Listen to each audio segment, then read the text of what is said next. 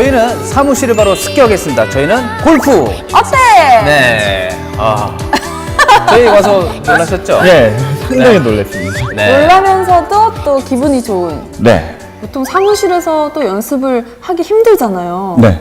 사무실 연습해 보신 적 있어요? 크게 연습할 건 없고 그냥 퍼팅 이런 정도 연습은 하고 있어요. 퍼팅 뭐 해봤자 그냥 매트 사서 공 쳐서 이렇게 집어넣고 이거 많이 하면 필드 가서 되게 잘 되겠다라는 약간의 그런 희망을 갖고 하지만 또 그 연습법이 잘 제대로 되지 않으면 또 똑같이 안 되거든요. 그래서 레슨을 좀 해드리려고 하는데 그냥은 안 되겠어요.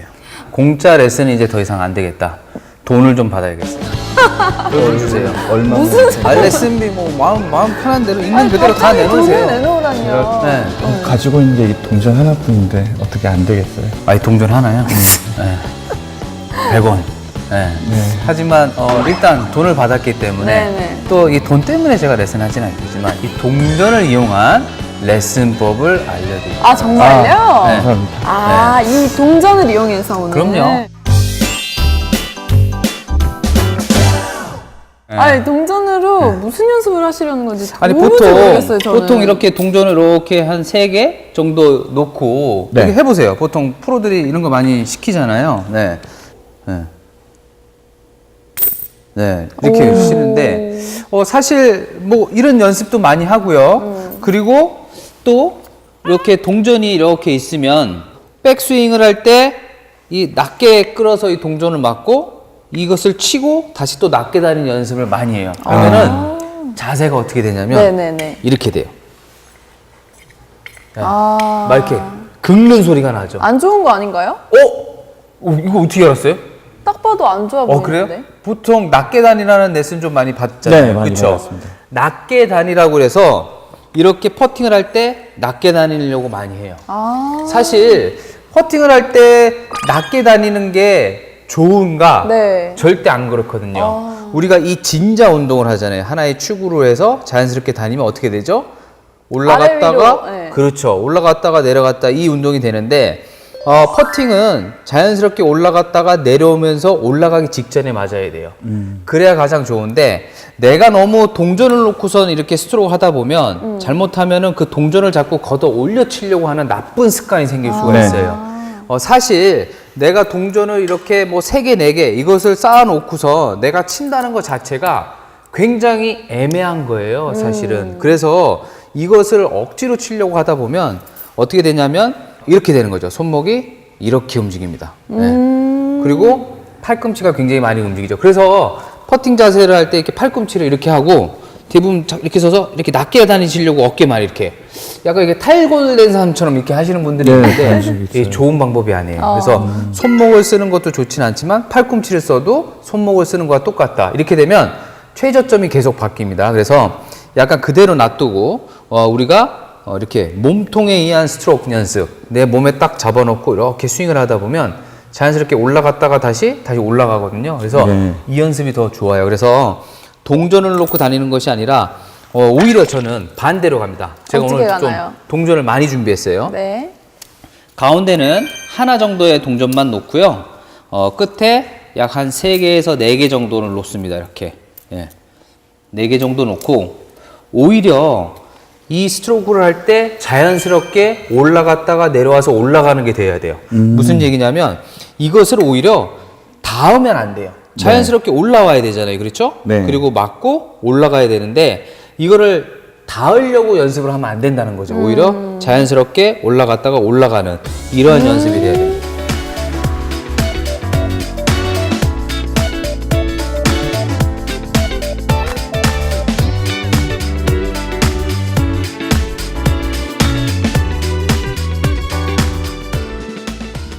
자, 한번 어드레스 서보세요. 그러니까 동전에 닿지 않게 연습을 한다는 오히려 거예요. 이 백스윙을 할 때와 팔로우 스윙을 할 때 네. 동전이 닿지 않아야 돼요.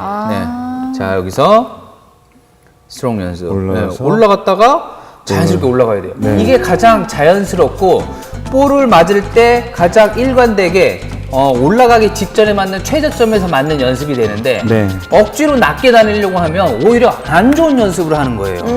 그게 가장 잘못된 거죠. 자, 그런데 이렇게 쓰긴 섰는데 지금 조금 잘못된 게 있어요. 네, 자세에서. 네, 자세에서 잘못된 게 있습니다. 그래서 제가 네. 이런 테이블 준비했는데 자, 이렇게 선을 직선으로 제가 그어놓을게요. 이렇게 딱. 일자로. 보통 집에 가면은 이렇게 그 타일 판이 있어요. 네. 근데 더 잘 보이기 위해서 하고요. 또 중앙에 이렇게 일자로 딱 놓습니다. 네. 자, 이렇게 T자가 딱 됐죠? 네. 네. 자, 여기서 굉장히 중요한 게 있어요. 여기서 한번 어드레스를 써보세요. 네. 네. 여기서 굉장히 중요한 어드레스의 연습법이 되죠.